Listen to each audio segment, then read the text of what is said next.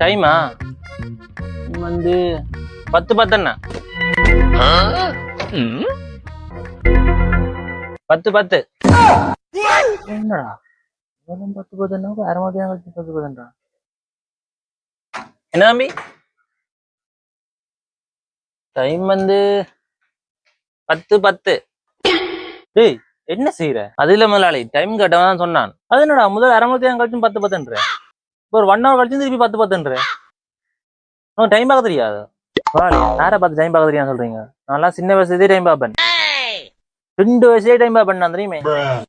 அது எப்படி அரை மணி நேரம் 10:10 இப்போ 10:10 இருக்கும்? இல்ல அந்த மணிக்குள்ள அந்த டைம் தான் காட்டுது.